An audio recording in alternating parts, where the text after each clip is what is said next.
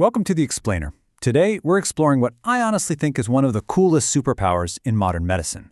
We're talking about the ability to diagnose invisible, internal medical issues without making a single surgical cut. We've got two very different but totally brilliant diagnostic tools on the table today: Doppler ultrasound and nuclear scintigraphy. So, if you've ever wondered exactly how doctors peer inside the body to watch our biology in real-time motion, you are definitely in the right place.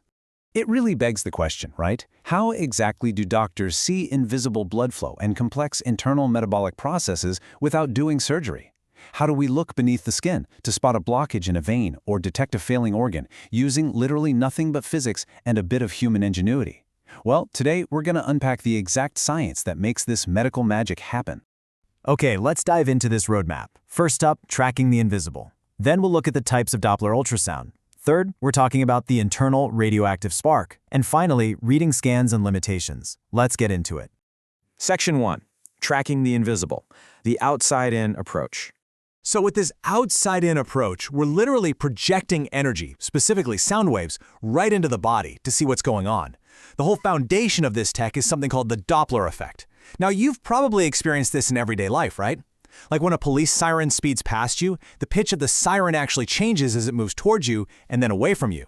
Well, Doppler ultrasound uses that exact same principle, just inside your body. The movement of your blood cells actually causes a change in the pitch of the reflected sound waves. Think about the sheer brilliance of that for a second. If there's no blood flowing through a vessel, the pitch of the sound wave doesn't change at all.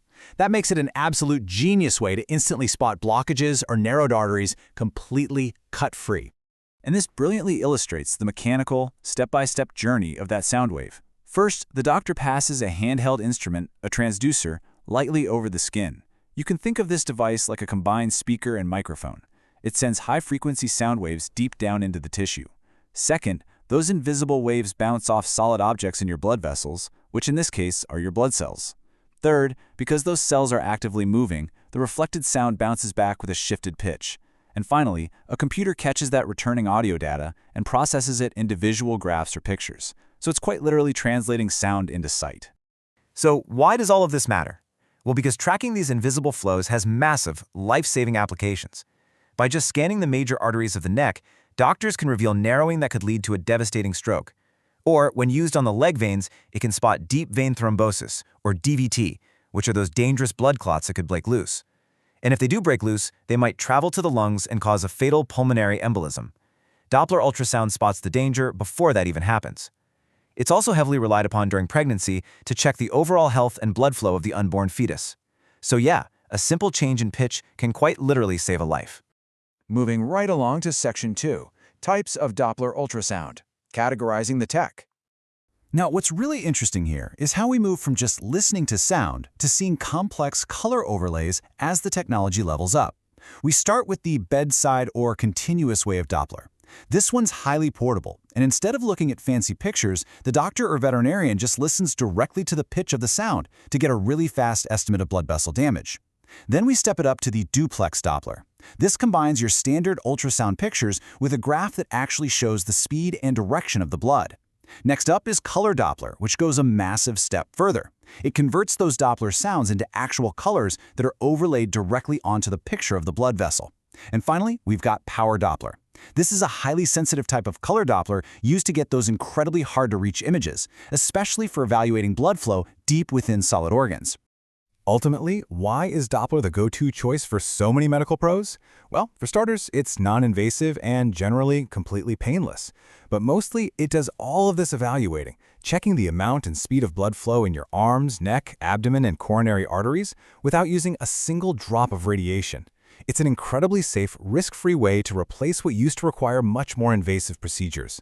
But what happens when sound waves just aren't enough, and we need to see actual biological function? For that, we've got to change our strategy entirely. Which brings us to Section 3, the internal radioactive spark, the inside-out approach.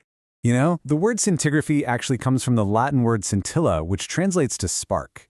And I want you to focus heavily on that word spark.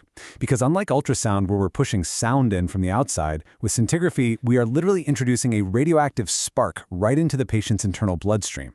These radiopharmaceuticals localize in specific tissues, and as they sit inside the organ, they emit gamma rays outward. Then, these specialized external gamma cameras capture those outgoing rays to form a two-dimensional image. Now, I know hearing the word radioactive might sound a bit alarming, but the science here is highly controlled. The most widely used radioisotope for this is technetium-99m. And why do we use it? Because of the number 6.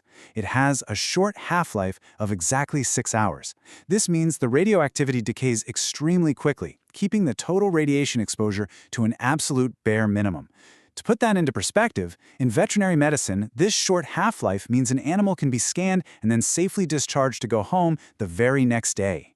Let's see how this builds, because the actual creation of a scintigraphy scan is essentially a fascinating microscopic relay race. First, the isotope travels through the body and parks itself in the target tissue, emitting those gamma rays. Second, the external gamma camera, which contains a special sodium iodide crystal, absorbs those invisible gamma rays and converts them into flashes of light.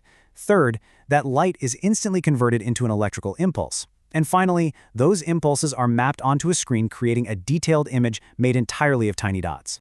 So when exactly do we use this? Well, if Doppler ultrasound is for looking at the body's plumbing and pipes, scintigraphy is all about seeing the actual functional and metabolic activity of those organs. It's used heavily to detect functional disorders in the kidneys, liver, lungs, GI tract, and thyroid glands. It's incredibly effective at spotting localized increases or decreases in bone turnover due to trauma or disease. And that makes it a real game changer for diagnosing occult lameness in animals, where the injury just isn't physically obvious.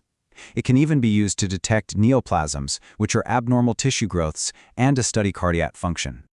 All right, moving to our final segment, Section 4, Reading Scans and Limitations, Decoding the Signals.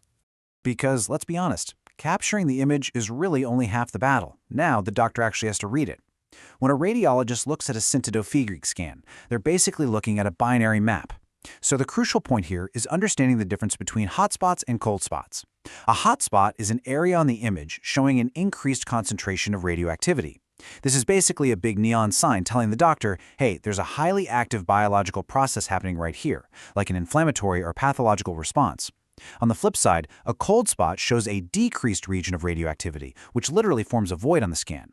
A cold spot is often observed in cases like a deep tissue abscess, where blood flow and metabolic activity are actually blocked or totally deadened. But we do need to ground this medical superpower in reality, because scintigraphy comes with some pretty distinct practical challenges. First up is the incredibly high cost of the gamma camera equipment itself. It's not cheap. Second, because we are dealing with live radiation, there are precise and strict safety precautions required for both the staff and the patient, and that definitely complicates the workflow. Third is non-specificity, like a hotspot tells you that something active is happening in the bone, but it doesn't always tell you exactly what is causing it.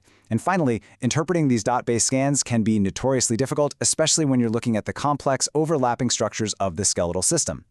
So we've journeyed from bouncing pitch-shifting sound waves off moving blood cells all the way to planting radioactive sparks deep within organs to map their metabolic functions. These tools allow doctors to peer through our skin and solve complex mysteries without ever touching a scalpel. It really makes you wonder, doesn't it? With outside-in sound waves and inside-out radioactive sparks already in our medical toolkit, what invisible bodily processes will we map next? Thank you so much for joining me for this explainer, and definitely keep staying curious about the incredible future of medicine.